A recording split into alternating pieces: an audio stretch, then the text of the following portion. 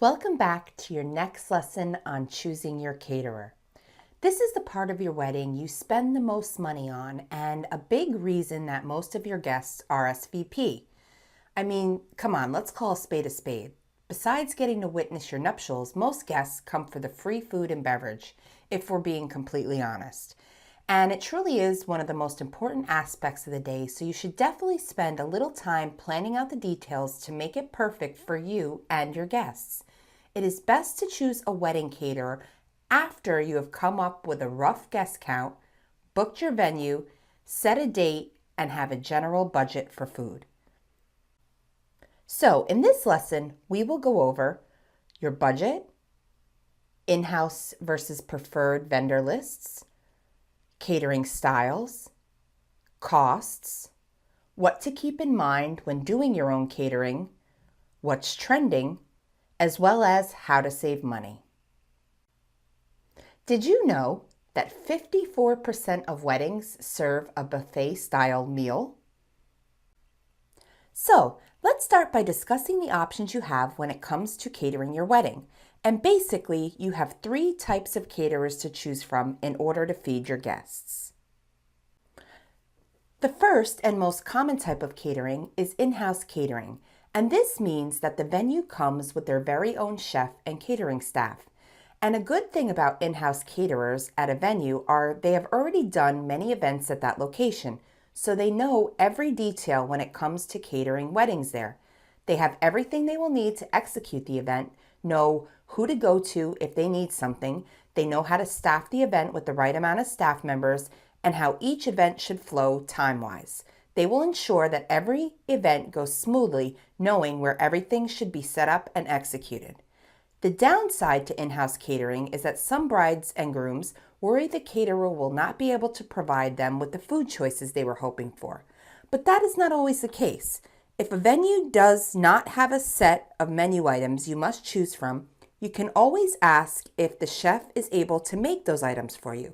And in most cases, they will be able to accommodate you and incorporate your items into a menu that suits your needs, then build a price per guest around those items. And remember, you'll always want to do a food tasting of the chef's food so you can decide for yourself if they are the right option for you and your wedding catering. Now, if the venue does not have an in-house caterer, they will accommodate your catering needs in one of two ways. The venue may have a preferred vendor caterer list that you're free to choose from. And what this means is that the venue works closely with chosen professional caterers that they know are professional, licensed, insured, and can handle weddings of all proportions. And because these preferred caterers have worked at the venue several times and are familiar with the layout of the space as well as the kitchen and what they will need to bring in order to cater your event, the good thing about preferred caterers is that they generally have wider menu selections for you to choose from and are most oftentimes willing to build a menu from your wedding from the ground up. If your venue does have a preferred catering list, it's best to speak with the venue manager and tell them about your style and what type of food you're looking to have at your wedding, and chances are they will be able to point you in the right direction to the vendor they believe will best be able to cater your wedding. Now, if your venue does not come with an in-house caterer or a preferred vendor list, this means you're free to choose your own caterer to provide the food for your wedding reception. This is great for the bride and groom that absolutely have their hearts set on a particular vendor to provide the food. However, there are a few drawbacks to this, so I wanted to spend a minute going over a few things you'll want to know if you choose to go this route. First, when choosing your own caterer, you'll want to know if they're familiar with your venue's facilities in order for your food and service to run smoothly. You'll also want to be sure that all of the food and ingredients they use are fresh and not cooked from frozen, as well as knowing where and when they will be preparing your food for the wedding day. Will they do it beforehand or the morning of at the venue? Now, if you choose to have your reception at a hotel, restaurant, or private home, chances are that you will not have much to worry about because these type of venues already typically have kitchen spaces with all the things your caterer will need to create some mouth-watering food. But keep in mind that not all venues have working kitchens, so if you choose to go with your own catering company, it may cost you more money to literally bring in a working kitchen like appliances, tables, chafing dishes, etc. And they will also need to provide you with serving staff as well. You could also run into additional costs like travel, cleanup, and bartending if they provide that service. So, now that you know a little bit more about the types of caterers available, let's dive into the styles of catering that are available.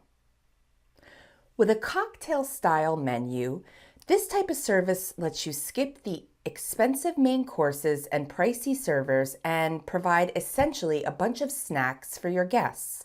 Light foods are served displayed buffet style on a table. Guests usually stand and serve themselves.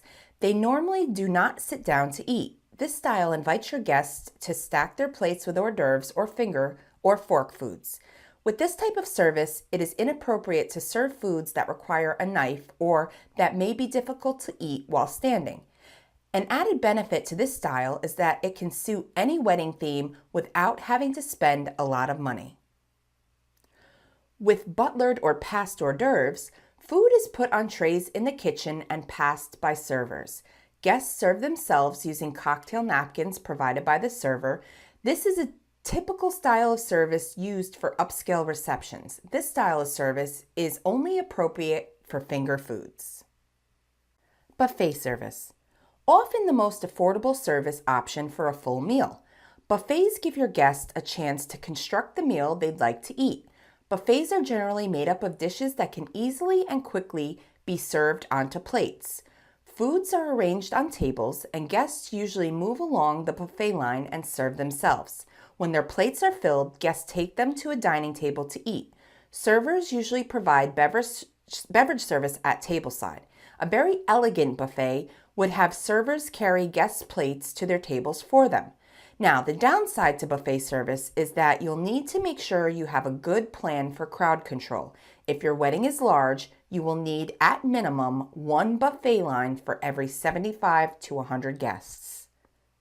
Cafeteria service is similar to a buffet. Guests stand in line but do not help themselves. They are served by chefs and/or servers from behind the buffet line. This is a way to control portion sizes. Sometimes the inexpensive items such as salads will be self-service and the expensive meat items will be served by an attendant. Food stations, sometimes called performance or action stations, are stations that give your guests the option to create their own meals. Similar to a buffet, chefs prepare and serve foods at the buffet rather than in the kitchen at various food sites set up around the reception hall, and your guests can visit each station they would like to go to. Foods that lend themselves well to action stations include woks, pastas, grilled meats, and sushi. With a plated buffet service, selection of pre-plated foods such as entrees and salad plates are set on a buffet table. They may also be placed on a rolling cart or table and then moved into the function room at the designated time. Because they are individually plated, trays are usually used. Plated service. This is the most traditional and formal wedding option, but can also be the most expensive as it increases the staffing costs for more food servers. Your wedding guests will make their meal choices from the option you provided them on their RSVP card. At the reception, foods are pre-portioned in the kitchen, arranged on plates, and served by servers for each course to your seated guests. This is the most functional, common, economical, and controllable, efficient type of service. However, if foods are plated too far in advance, they could lose some of their culinary quality. The family-style meal involves large platters of food being served to each table and passed around, just like you would do at a holiday dinner. This is often cheaper than a meal served by staff, but it can be more expensive than a buffet. You still need a decent number of servers to make this happen, and you'll need more food. With a preset style of service, food is already on the dining tables when the guests are seated. Since preset foods will be on the tables for a few minutes before they're consumed, you must preset only those that will retain sanitary and culinary qualities at room temperature. Most common are bread and butter, but often the appetizer will be preset as well. For lunches with a limited time frame, occasionally salad and dessert will be preset.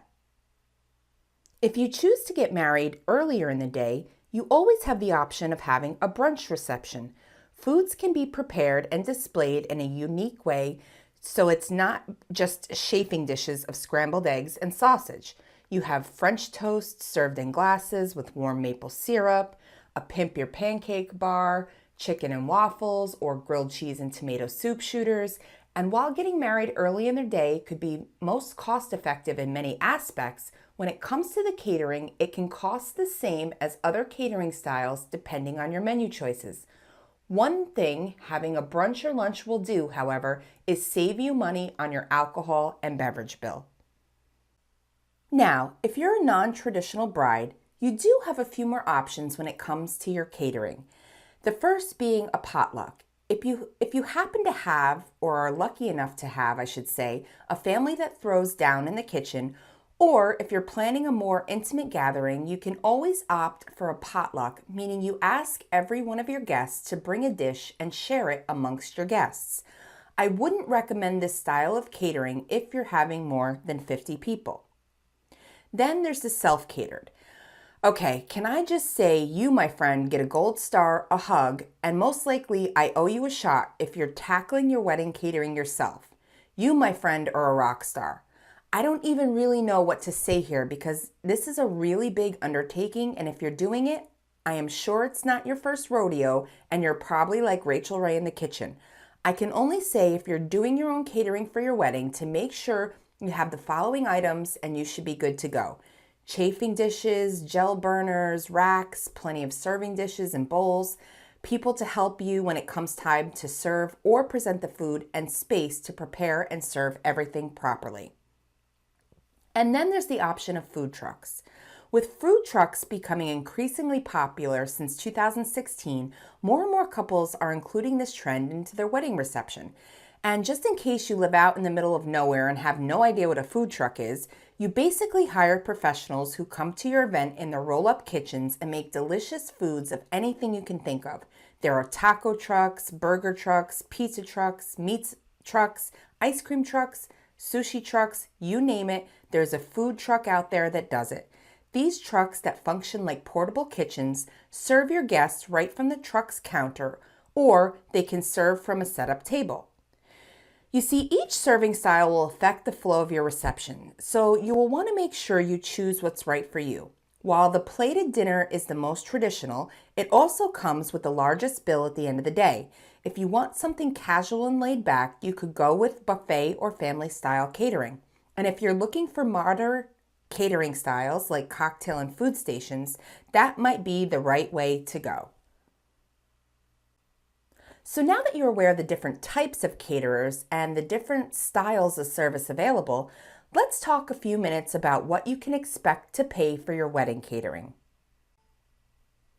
Now, keep in mind the largest part of your budget is what you will spend on feeding your guests. The average cost per person is about $75, and that includes hors d'oeuvres, salad, bread, a choice of chicken, beef, fish, or pork, your choice of potato, pasta, or rice, a vegetable, a non-alcoholic beverage, and the cake cutting. If you add beer and wine, it's going to add about $15 to $20 per person, a full bar about $25 to $30 a person, and stations about $3 to $5 per person. Remember, a sit-down is more expensive than a buffet, outdoor catering is always more expensive than indoor, cocktail hours can be the most expensive part, and alcohol can add up to 20 to 25% of your catering costs. If you're looking to keep your catering budget on the lower side, you can always just do a cocktail style with hors d'oeuvres. And these can be past butler style. That's about 3 cold items like a fruit, veggie, and sandwich, 4 hot items like kebabs, meatballs, chicken sauté, and you'll want to add approximately $2 to $4 for each individual item. So you're going to look about $15 to $20 per person. But you also have to add about $2.50 per person for one server, which serves every 50 persons, and that's going to cost them about $125. $3 per person for rental items like your plates, forks, and glassware, $6 for your tax and service fees, and about $4 for a tip at 20%. So just for past hors d'oeuvres, you're looking at about $30 per person, and that does not include your beverages. With a buffet style dinner, you get a basic entree, either a chicken, fish, beef, or pork. You're going to have 2 sides, breads, and a drink. And this is going to run about $20 a person. But you have to remember, you got to add about $5 per person for staff, $6 for tax and service, and about $4 for gratuity, which can add up to about $35 or more per person, not including your beverages. With a plated style dinner, you get a plated salad, a basic entree, again, chicken, fish, beef, or pork, 2 sides, breads, and a drink. And this is going to cost about $30 per person. And remember to add about $5 for your service per person, $3 for your platers, about $6 for tax and service, and about $4 for a tip, making a plated style dinner $50 per person plus the cost of your beverages. Now, I couldn't complete the lesson without throwing in some information you'll need to know if, bless your heart, you're doing your own catering for your wedding. For appetizers, you're going to want 3 to 5 per person. For your salad, a minimum of 3 ounces per person. The main course should be about 6 to 8 ounce serving of meat per person.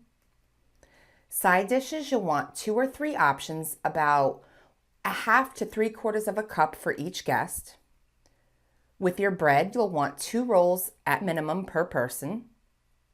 And dessert, you'll need 1 slice of cake per person. Now remember, if you're doing your own catering, you're going to need equipment like tables, linens, serving utensils, chafing dishes, serving platters, cooking equipment, and refrigeration. The question to ask yourself before you decide to do your own catering is, how will you transport the food? When will you cook it? Who will prepare your food once the wedding has started? What temperature does your food need to be, and how will you keep it that way? When will you light your chafing dishes? Who will clear the food? Where will you wash the dishes? Will you need servers, and where will you get them from? How many entrees will you provide? And what items are easy to make in bulk? Now, let's go over what's trending right now in wedding catering. Food trucks, tacos, ceviche, and sushi, sharing plates, portable pizza ovens, Japanese, Mexican, and Peruvian-inspired cuisine, experienced cuisine where a chef plates in real time over open fire cooking, as well as late-night snacks like sliders, tacos, and pizza. Having worked in the catering business for quite some time, I wanted to end the lesson by sharing a few tips with you that'll make choosing your wedding catering a breeze. First, past hors d'oeuvres are pricey. Skip them and put out large crudité and charcuterie platters instead. Do a brunch. A brunch will cost significantly less than a dinner, and you can still have some nice options like mini sandwiches, hors d'oeuvres, salads, and such. Only serve 2 to 3 courses, a soup or salad, entree, and dessert. Remember, most people don't even order this much food at a restaurant. Skip the plated salad. Organic obviously costs more than non-organic. Forgo the fancy food like lobsters, oysters, filet mignon, ahi tuna, caviar, and truffles. Simplify the entree and limit choices. Choose simple, easy-to-prepare entrees and ask your caterer to create 1 widely appealing main course and 1 diet-specific choice like vegetarian or gluten-free. Add a cost-friendly food station like pasta to keep the price down. Ask guests to bring a dish and do a potluck. And moderate your bar. If your cocktails aren't a priority, serve beer and wine only or a signature drink. Or if they will allow it, bring your own wine and spirits and pay a nominal corkage fee. But if you go this route, make sure your supplier has a buyback policy where they will buy back any unopened bottles. And there you have it. Choosing your caterer and type of service isn't that tough. The main thing to remember is chicken is your cheapest option and fish usually is the most expensive. If you have a cocktail hour, you can expect to pay about $10 to $15 more per guest for food during that hour. The more starches and vegetables you add, the higher the cost will be, and the more items you add, the higher your cost for service will be. So I hope you've enjoyed this lesson, and I'll see you in the next one.